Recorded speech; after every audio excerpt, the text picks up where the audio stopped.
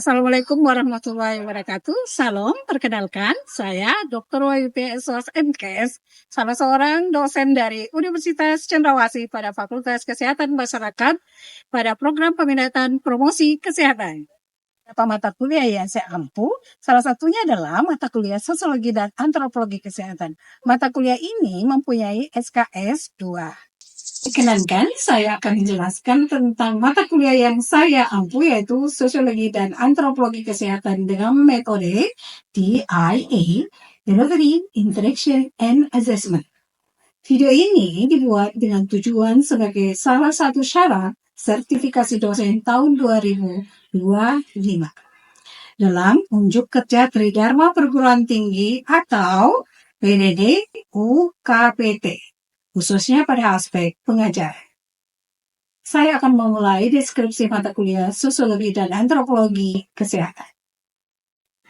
Mata kuliah Sosiologi Antropologi Kesehatan merupakan salah satu mata kuliah wajib dalam kurikulum nasional yang terdapat pada semester 2. Mata kuliah ini menjadi salah satu dasar untuk menguasai konsep dan pendekatan sosiologi antropologi. Mata kuliah Sosiologi Antropologi Kesehatan mempelajari tentang sosiologi, antropologi, budaya, unsur budaya dalam masyarakat, perubahan sosial budaya, masyarakat, kelompok sosial, interaksi sosial, peranatan sosial dalam masyarakat, determinan sosial budaya dalam kesehatan, pendekatan sosiologi dan antropologi dalam masyarakat, interaksi dalam masyarakat, etnomedicine, konsep sehat sakit, perilaku pencarian pengobatan, dan hubungan tenaga kesehatan dalam masyarakat, khususnya di Papua. Ranah kognitif yang diharapkan berada pada tingkatan mengingat untuk C1, memahami untuk C2, dan menerapkan pada C3. Mata kuliah disajikan dalam bentuk kuliah dengan metode ceramah, diskusi kelompok, penugasan kelompok, dan presentasi kelompok. Referensi yang digunakan dalam mata kuliah ini dapat disaksikan di sini.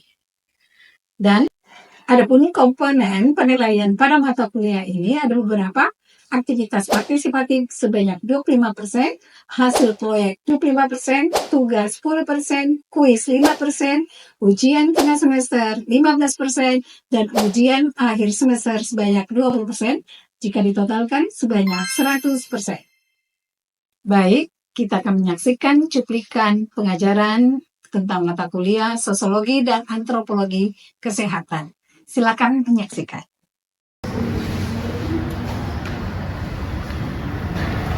Selamat siang semuanya. Siang. Ya, Assalamualaikum warahmatullahi wabarakatuh. Salam. Perkenalkan, nama saya. Ada yang sudah kenal nama saya? Nama saya Dr. Wahyudi PSOS MKS. Saya salah satu orang yang mengampu mata kuliah ini, Sosiologi dan Kesehatan, Antropologi Kesehatan. Jadi hari ini kita akan belajar tentang apa itu sosiologi dan apa itu antropologi kesehatan. Adapun tujuan pembelajaran dari mata kuliah ini adalah: satu, setelah mengikuti sesi ini, mahasiswa mampu menjelaskan pengertian sosiologi dan antropologi kesehatan. Yang kedua, memahami ruang lingkup keduanya dalam ilmu kesehatan. Yang ketiga, bagaimana mahasiswa menjelaskan pentingnya pendekatan sosial budaya dalam menangani masalah kesehatan.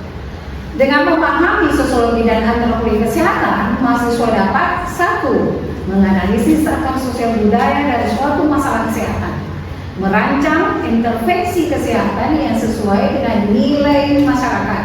Yang ketiga, mampu berkomunikasi lebih baik dengan pasien ataupun dengan masyarakat dari berbagai latar belakang budaya. Yang keempat, menjadi tenaga kesehatan yang peka, humanis, dan tidak memaksakan standar luar kepada komunitas lokal. Adapun pengertian sosiologi kesehatan, yaitu sosiologi berasal dari kata sosios yang berarti masyarakat dan logos yang berarti ilmu. Maka sosiologi adalah ilmu yang mempelajari masyarakat, hubungan antara individu dan struktur sosial yang membentuk kehidupan kita. Dalam konteks kesehatan sosiologi, kesehatan adalah cabang ilmu yang mempelajari bagaimana faktor-faktor sosial seperti kelas sosial, pendidikan, pekerjaan, gender, dan status ekonomi memengaruhi tingkat kesehatan individu maupun tingkat kesehatan kelompok di dalam masyarakat. Nah, ini contohnya, kenapa orang miskin cenderung lebih mudah sakit? Yang kedua, ada pertanyaan, kenapa perempuan di daerah pedalaman lebih sulit mengakses layanan kesehatan? Nah, itu semua adalah pertanyaan-pertanyaan tentang sosiologis. Bagaimana kita mau mengetahui keadaan suatu daerah, suatu kampung, suatu komunitas kalau kita tidak mempelajari latar belakang mereka? Oke? Kalau tadi kita mengetahui pengertian sosiologi, sekarang kita akan mengetahui bagaimana pengertian antropologi kesehatan. Antropologi kesehatan itu berasal dari kata anthropos yang berarti manusia, sedangkan logos berarti ilmu. Antropologi adalah ilmu yang mempelajari manusia dan kebudayaannya dari cara berpikir hingga praktek hidup sehari-hari. Nah, antropologi kesehatan itu mempelajari bagaimana budaya, termasuk keyakinannya, adat istiadatnya, sistem kepercayaannya mempengaruhi persepsi masyarakat tentang penyakit, cara mereka menyembuhkan diri, dan bagaimana mereka berinteraksi dengan tenaga kesehatan. Itu semua dipelajari di dalam antropologi kesehatan. Jadi jelas perbedaan antara sosiologi dan antropologi, satu mempelajari bagaimana interaksi dan satu mempelajari, yaitu antropologi berbicara tentang budayanya, ya. Nah, itu pentingnya mempelajari sosiologi dan kesehatan itu sangat diutamakan karena kita akan mengenal lebih dalam bagaimana nanti kalau kalian jadi calon pemimpin, mengenal bagaimana pasien itu, bagaimana orang-orang itu datang kepada kalian dengan keluhan dan karakter yang berbeda-beda.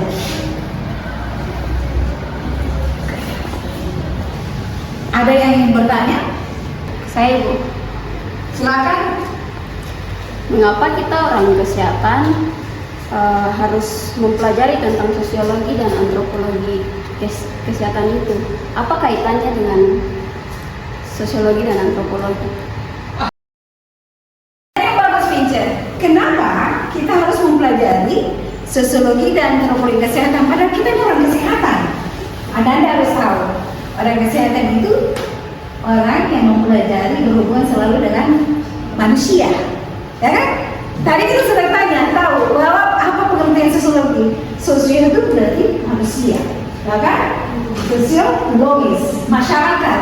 Berarti kenapa kita harus belajar tentang sosiologi? Karena kita harus mengetahui banyak berhadapan dengan beberapa karakter manusia yang sangat berbeda. Kita pun berbeda, petugas kesehatan berbeda, orang yang kita hadapi juga berbeda. Sehingga ilmu mempelajari sosiologi dan antropologi itu sangat dibutuhkan. Bagaimana caranya kita ingin memahami suatu masyarakat atau komunitas kalau kita tidak mempelajari strukturnya, mengetahui dia punya strata, mengetahui bagaimana sosial ekonominya, bagaimana dia kita punya latar belakang dan bagaimana dia punya budaya, itu sangat perlu untuk dipelajari sebagai orang kesehatan. Oke, kita sekarang masuk kepada ruang lingkup sosiologi kesehatan. Yang pertama adalah definisi sehat dan sakit dalam masyarakat. Ayo, siapa yang bisa jawab definisi sehat itu apa? Ya, oke. Siapa namamu? Baik Ibu, perkenalkan nama saya Rizky Simanjuntak. Di sini saya akan menjawab definisi sehat menurut saya itu apa. Sehat adalah keadaan sejahtera sempurna baik fisik, mental maupun sosial, dan bukan hanya sekedar bebas dari penyakit. Ya, jawaban yang bagus. Ya. Terus kalau definisi sakit, siapa bisa jawab? Saya. Ya. Baik Ibu, perkenalkan nama saya Muhammad Pratama. Saya akan menjelaskan tentang apa itu sakit. Sakit adalah bagi seseorang yang mengalami gangguan dan penurunan kondisi kesehatan, baik secara fisik, mental, maupun emosional. Oke.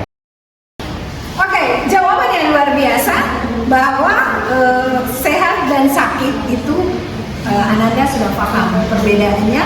Kapan orang sehat dinamakan sehat, kapan orang dinamakan sakit. Oke, sekarang kita berangkat ke ruang lingkup yang kesehatan yang kedua, itu perilaku pencarian pengobatan. Siapa yang bisa menjawabnya? Angkat tangannya. Baik Ibu, perkenalkan nama saya Spin. Kami menjawab dari perilaku pencarian pengobatan. Saya menjawab perilaku pencarian pengobatan adalah segala tindakan atau upaya yang dilakukan oleh individu yang merasa memiliki masalah kesehatan untuk mencari solusi atau penyembuhan. Ya, jawaban yang bagus Spin, bahwa bagaimana masyarakat mencari perilaku pengobatan. Jadi masyarakat itu mencari perilaku pengobatan sesuai dengan kondisi mereka di mana dia berada. Karena perilaku kesehatan pencarian pengobatan itu juga dipengaruhi oleh budaya. Jadi budaya itu apa-apa yang sudah diwariskan oleh nenek moyang mereka. Nah, itulah bagaimana perilaku mereka dipengaruhi oleh budaya-budaya itu. Termasuk bagaimana misalnya orang yang tinggal di pegunungan sangat berbeda aksesnya daripada orang yang tinggal di pesisir laut, ya. Itu sangat berbeda di dalam pencarian pengobatan mereka. Walaupun mereka satu pulau, ada hal-hal yang spesifik di dalam setiap lingkungan mereka yang membuat mereka berbeda. Yang ketiga yaitu sistem pelayanan kesehatan dan ketimpangan akses. Bagaimana kita lihat kondisi khususnya di Papua itu bagaimana sistem pelayanan kesehatan yang sangat menjolok perbedaannya antara orang yang ada di pegunungan maupun ada orang yang berada di pesisir ataupun di pedalaman. Ya, kira-kira siapa yang bisa memberikan contoh? Katanya. Ya. Saya. Ya, kamu. Siapa nama?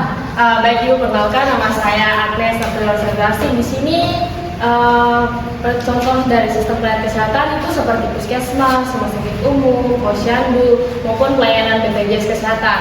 Nah, menurut saya ketimpangan akses itu karena daerah pesisir dan daerah pegunungan itu berbeda, karena mungkin perbedaan infrastruktur yang terlambat pada pegunungan maupun pesisir. Itu saja Ibu. Oke, luar biasa. Ya, kita lanjut yang keempat, bahwa bagaimana ruang lingkup sosiologi terhadap relasi antara pasien dan tenaga kesehatan. Relasi antara pasien yaitu bahwa hubungan antara pasien dengan petugas kesehatan. Kadang-kadang petugas kesehatan itu mengalami hambatan karena faktor komunikasi, faktor bahasa yang tidak dipahami pasien dan tidak dipahami oleh petugas kesehatan. Nah, itu tadi pertanyaan yang tadi dibilang siapa tadi namanya yang pertama, bahwa mengapa harus mempelajari sosiologi? Karena itu salah satunya harus mengetahui petugas kesehatan dengan pasien harus tahu, saling memahami apa yang dibahas. Oke, selanjutnya kita pelajari soal tentang ruang lingkup antar kesehatan. Apa yang dipelajari? Pertama, studi etnografi tentang praktek kesehatan di masyarakat. Apa yang dipelajari? Berarti kita orang kesehatan harus turun ke lapangan mempelajari bermacam-macam tentang etnografi, tentang budaya-budaya yang ada di masyarakat. Khususnya Papua. Papua itu memiliki lebih dari 290 suku dan budaya. Nah, begitu banyaknya suku dan budaya di Papua, maka orang ilmu kesehatan masyarakat harus mengetahui tentang antropologi kesehatan. Yang kedua, mempelajari tentang konsep sakit dan sembuh menurut budaya tertentu. Karena kita tadi ada 290 suku dan budaya, setiap konsep sakit di budaya satu dengan budaya yang lain itu sangat berbeda. Makanya kita harus mempelajari itu bagaimana pendekatannya, karena untuk meningkatkan kesehatan itu perlu pendekatan khusus terhadap suku-suku tersebut. Kenapa orang Papua dianggap bahwa ketinggalan terhadap masalah kesehatan?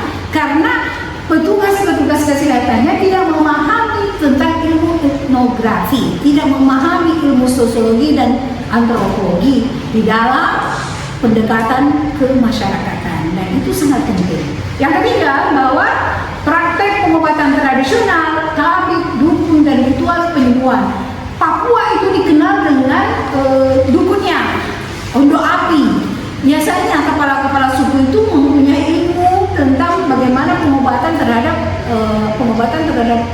suatu penyakit yang ada di masyarakat. Mereka sudah mewarisi, dapat warisan daripada nenek leluhur mereka, bagaimana perilaku itu dilakukan oleh nenek moyang mereka ketika mereka mengalami sakit tertentu. Pengobatannya itu bisa dilakukan oleh tabib, dukun, dan ritual penyembuhan itu banyak. Jadi kita tidak heran lagi kalau bahwa Papua itu kaya dengan hal-hal tersebut. Yang keempat adalah mempelajari sistem kepercayaan terhadap tubuh, jiwa, dan lingkungan.